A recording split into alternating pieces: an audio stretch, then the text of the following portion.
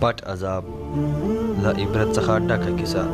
یو شاګرد خپل استاد ته وویل موږ د الله جل جلاله څومره ډېره نافرماني کوو خو هغه موږ ته عذاب نه راکوي. استاد یې ورته وویل الله جل جلاله څومره ډېر عذاب درکړی خو ته نه پرې پوهېږې. آیا د لمانځه او مناجات خوند یې درڅخه نه دی اخیستی؟ آیا زړه یې درته نه دی سخت کړی؟ د دې نه غټ عذاب او مصیبت چېرته دی؟ تر ټولو غټ عذاب چې تا ته یې درکړی هغه دا چې د خیر د کارونو کولو توفیق یې درنه اخیستی. ورځې هفتې او میاشتې در باندې تېرېږي او ته د قرآن کریم تلاوت نه کوې. آیا دا عذاب نه دی؟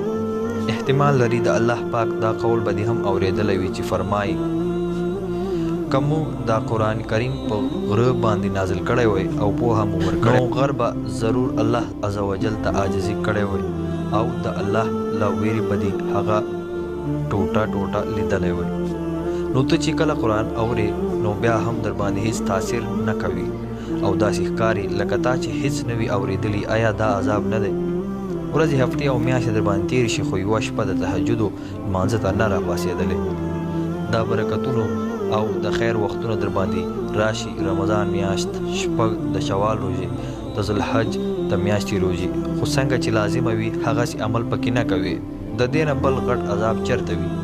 آیا عبادات او طاعات در باندې درانه نه تمامیږي؟ آیا ژبه یې درنه په خپل ذکر ویلو نه ده نیولې؟ آیا د خواهشاتو او شهواتو په مقابل کې د کمزورۍ احساس نه کوي؟ آیا د مال او قدرت او شهرت مینه دې په زړه کې نه ده ننوتې؟ د دې نه به غټ عذاب نو څه شی وي؟ آیا غیبت کول، چغلي کول او دروغ ویل یې درته نه دي اسانه کړي؟ آیا د نورو په کارونو کې په کار لرلو نه یې مشغول کړی؟ آیا آخرت یې درنه نه دی هیر کړی؟ آیا ټول غم او فکر یې درته د دنیا خواته نه دی اړولی؟